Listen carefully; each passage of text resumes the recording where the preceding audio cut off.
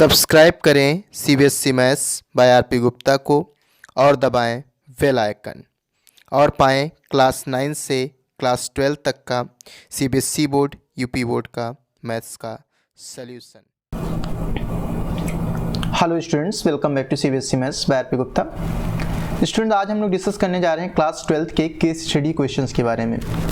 So from today onwards I will upload daily one video on the case study questions for the class 12। Okay, तो चलिए first question अपना देखते हैं क्या given हमारे पास है।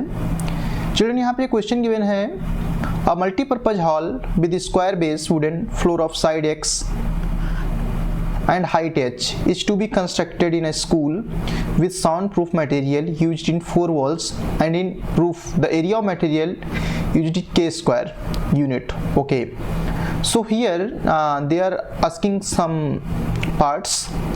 The first part is given here. क्या पूछ रहे हैं फर्स्ट पार्ट में? पूछ रहे हैं the relation between x h and k। तो सबसे पहले अगर हम बात करें अपने हॉल की, तो यहाँ पर जो हमारा हॉल है ये किसके फॉर्म में होगा? This hall will be in the form of a cuboid. और यहाँ पर बात हो रही है एरिया की, area of cuboid. First part की अगर हम बात करें तो हम बात कर रहे हैं एरिया ऑफ क्यूबॉइड की, एरिया ऑफ क्यूबॉइड। तो अब हम अगर बात करते हैं एरिया ऑफ क्यूबॉइड की, तो हम लोग इसको कैसे सॉल्व करेंगे? तो सबसे पहली बात जो हमारे पास यहाँ पे आ रही है वो ये है कि area of material used that is the k square, it is given here. तो हम बोल सकते हैं कि जो वैल्यू हमारी होगी के स्क्वायर के इक्वल आएगी। अब के स्क्वायर के इक्वल आएगी तो यहाँ पर सबसे पहले 4 वॉल्स हमारे पास हैं, तो हम यहाँ बोल सकते हैं कि एरिया ऑफ 4 वॉल्स ये हो जाएगा एरिया ऑफ 4 वॉल्स प्लस, अब एरिया ऑफ क्या हो जाएगा बच्चों? Area of 4 walls plus area of roof, area of roof, area of base, you can say area of base, this will be. तो अगर हम बात करें एरिया ऑफ 4 वॉल्स की, तो 4 times of height is x and the side is x, 4 times of hx plus, now see area of base will be x into x, that will be x square. So your answer will be x square plus 4 times of hx. This is your answer. So which one is the correct one? See, a k square is equal to x square plus 4xh. So this one, the second one is the correct answer, second one. Now they are asking the second part, what is the volume of the air present in the hall? So अगर हम volume की बात करें यहाँ पे बच्चों, volume of air, तो again हम बात करते हैं क्यूबॉइड की, तो क्यूबॉइड का वॉल्यूम क्या होता है? LBH। ठीक है, अब अगर हम बात करें लेंथ और ब्रेड्थ की इसकी, तो लेंथ इसकी x है, ब्रेड्थ भी x है और हाइट इसकी h है। तो यहाँ पर एक छोटा सा काम करते हैं, x एज इट इज और इस hx को ब्रैकेट लिख दिया। अब यहाँ समझिए, अगर हम इस फर्स्ट पार्ट से, ऊपर वाले पार्ट से थोड़ा सा सिंप्लीफाई करें ऊपर वाले पार्ट को, तो हमको एक चीज़ मिल सकती है। देखना क्या मिलेगा यहाँ से। अगर हम hx की वैल्यू को फाइंड आउट करें तो hx इक्वल टू हो जाएगा हमारे पास k square minus x square, तो एंड अपॉन में 4, this is the value of hx। तो यहाँ पे अगर हम पुट कर दें तो हमारे पास आंसर आएगा x multiplied by k square minus x square divided by 4। So this is your correct answer. So which one is the correct option? या the first one is the correct answer. ठीक है, अब now they asking the area of 4 walls. अब area of 4 walls I have already told you कि area of 4 walls कितना होगा हमारे पास, that is the 4 of hx। तो यहाँ पे कोई भी 4 hx ऑप्शन नहीं, तो ये हो जाएगा नन ऑफ दीज। अब हम बात करते हैं अपने फोर्थ पार्ट की। फोर्थ पार्ट कैसे सॉल्व होगा उसके हम डिस्कशन करते हैं। तो what they are asking in the fourth part? They are asking in the fourth part that the CEO of the school is interested in maximizing the volume of the hall. For this to happen, the value of x should be, okay, they are asking the value of x. So children, as you know that whenever we are talking to maxima and minima, then what we should do, we first of all we will differentiate the volume with respect to x. So this is the volume. Okay, so the volume is given here, x times of k square minus x square divided by 4, this one, this is the volume given here. And now what you will do, you have to maximize its volume. So first of all we will find the dv upon dx. So how you will find the dv upon dx? Here you can use the product rule. So x d by dx of k square minus x square upon 4 plus k square minus x square upon 4 multiplied by D x of x. तो इसको थोड़ा simplify करें, x as it is, और जब इसका simplification करेंगे तो के स्क्वायर बिकम 0 क्योंकि k is a constant term. तो एक्स स्क्वायर का डिफरेंशिएशन -2x/4 प्लस यहाँ पर देखो क्या होगा, ये होगा k square minus h square upon 4, this is k square minus x square, x is written है, ठीक है। और डी एक्स ऑफ एक्स क्या हो जाएगा 1। तो थोड़ा सा इसको हम सिंप्लीफाई और कर सकते हैं, जस्ट अ सेकंड, इसको इरेज कर देते हैं यहाँ पर पार्ट को, फिर हम इसकी वैल्यू को थोड़ा सा और सिंप्लीफाई कर लेते हैं। It will take only few seconds, okay? Don't worry, everyone. So here it is. Yeah, fine. तो see what will happen now?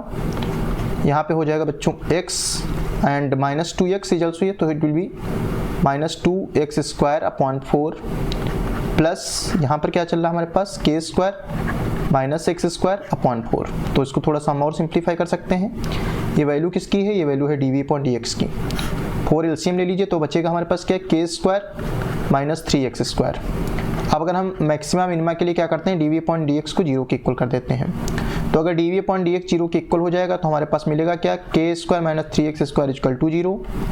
तो यहाँ से हमारे पास आ जाएगा 3x square equal to K square, तो x square equal to K square upon 3। तो यहाँ से x की जो वैल्यू आएगी वो आएगी कितनी, प्लस माइनस, तो प्लस माइनस लगाने की कोई नीड नहीं, तो हम ऐसे बोल सकते हैं के अपॉन स्क्वायर रूट ऑफ 3। तो हमारी x की वैल्यू हो गई। तो x की वैल्यू क्या होनी चाहिए, के अपॉन रूट 3 होनी चाहिए। This is the correct option, ठीक है। चलिए अब हम लोग नेक्स्ट पार्ट की बात करते हैं, देखते हैं नेक्स्ट पार्ट हमारे पास क्या गिवन है। Okay, and this is the last part. Fifth one they asking find the maximum volume. Okay, तो वॉल्यूम के लिए भी हमने फॉर्मूला निकाला था x एंड हियर के square minus x square upon 4। तो हमको क्या करना है, यहाँ पर x की वैल्यू को पुट कर देना है, कितनी थी, के अपॉन रूट 3। तो के अपॉन रूट 3 के स्क्वायर माइनस ये हो जाएगा के स्क्वायर अपॉन 3 और ये 1/4 आउटसाइड, ठीक है। तो वॉल्यूम विल बी के अपॉन स्क्वायर रूट ऑफ 3, यहाँ पर 3 एलसीएम ले सकते हैं तो हो जाएगा मल्टीप्लाई में 3k स्क्वायर माइनस के स्क्वायर एंड मल्टीप्लाइड बाय 1/4। तो वॉल्यूम हमारा कितना आ जाएगा, के अपॉन स्क्वायर रूट ऑफ 3 और 3k स्क्वायर माइनस के स्क्वायर, ये 2k स्क्वायर हो गया, 2k स्क्वायर अपॉन 3 इंटू 1/4। अब हम क्या कर सकते हैं बच्चों, 2 1 जा 2, 2 2 जा 4। तो हमारा जो वॉल्यूम आएगा, वॉल्यूम हो जाएगा k into K square, K cube upon 2 3 जा 6 root 3। So this is your correct option, ठीक है। चलिए अब हम लोग बात करते हैं क्वेश्चन नंबर 18 की। It is also a very important question. Question number 18 देखते हैं, क्वेश्चन नंबर 18 में हमको क्या करना है। तो इस क्वेश्चन में हमारे पास क्या पूछ रहा है, अ रैंडम वेरिएबल x है the probability distribution this much, okay, for the event e x is a prime number and f x is less than 4 number, then answer the following question, the probability of e। तो सबसे पहले बात कर रहे हैं probability of ई की, first part की। तो अगर हम बात करें प्रोबेबिलिटी ऑफ ई की तो यहाँ पे क्या होगा, सबसे पहले कह रहे हैं x is a prime number. तो ई जो है वो क्या है, x is a prime number, x is a prime number. हम यहाँ बात कर रहे हैं प्राइम नंबर की। तो अगर x is a prime number है बच्चों, तो हम क्या करते हैं, प्राइम नंबर अपने चूज कर लेते हैं, कौन कौन से हमारे प्राइम नंबर हैं। तो प्राइम नंबर में हमको 2 मिल रहा है, फिर 3 हमको मिल रहा है, फिर 5 है हमारे पास और उसके बाद 7 है। अब इनकी प्रोबेबिलिटी को हम ऐड कर देंगे तो हमारे पास क्या आ जाएगा, प्रोबेबिलिटी ऑफ ई आ जाएगा। तो हम क्या बोलेंगे, हम बोलेंगे probability of 2 plus probability of 3 plus probability of 5 and plus probability of 7। Value put करिए। तो प्रोबेबिलिटी ऑफ 2 कितना है, ये है 0.23। प्रोबेबिलिटी ऑफ 3 कितना है, प्रोबेबिलिटी ऑफ 3 है 0.12। प्रोबेबिलिटी ऑफ 5 कितना है, प्रोबेबिलिटी ऑफ 5 है 0.20 एंड प्रोबेबिलिटी ऑफ 7 कितना है, 0.07। इनको ऐड करने पे हमको क्या मिलेगा, देखो 7 2 9 9 3 12.2, okay, and after that 2 1 3 3 2 5 5 1 6.62. So this is 0.62, okay. So which option is correct? The first option is correct one, that is the 0.62. बात समझ आ रही है आप लोगों को?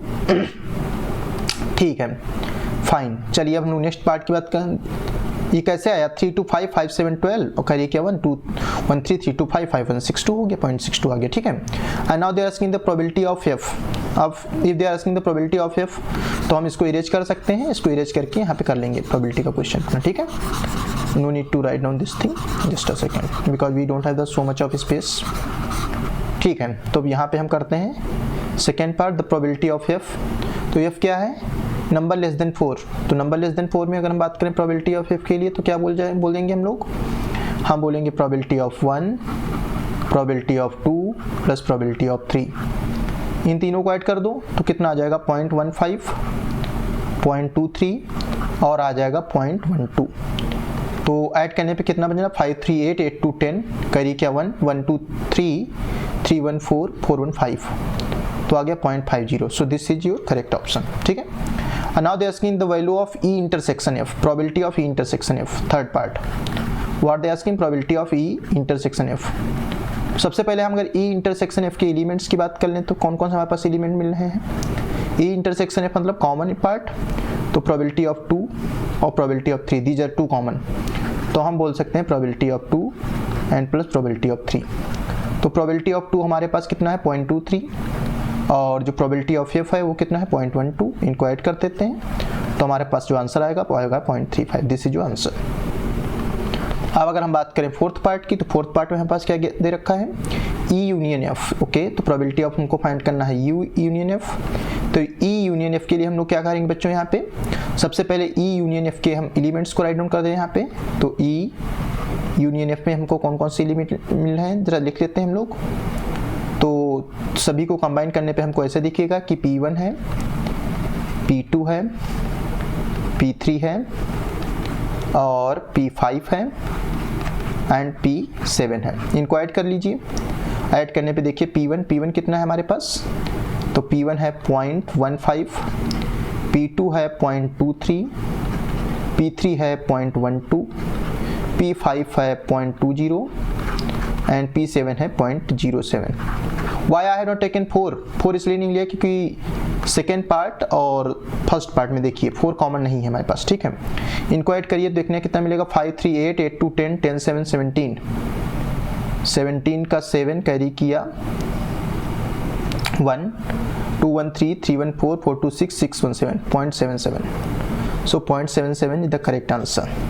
And now we are going to discuss the last one, the probability of value of E upon F. So okay, so to discuss the last one I am going to change the color of my pen. अब हम लोग fifth part की बात कर रहे हैं, हम बात करें probability of E upon F की। तो हम यहाँ पे फॉर्मूला यूज करेंगे probability of E intersection F upon probability of F। तो E intersection F की वैल्यू हमारे पास कितनी है 0.35 है और probability of F कितना था 0.50 था। पॉइंट से पॉइंट कैंसिल हो गया, यहाँ पे एक पॉइंट लगा देते हैं, 0 बढ़ा देते हैं, 5 7 जा 35, सो 0.70। This is your answer. So children, I hope everyone have enjoyed this video children. So now from now onwards I will use to upload every day. I will upload the one video on case study every day. Okay, have a nice day everyone, and if you not subscribe my channel, subscribe my channel. Thank you so much.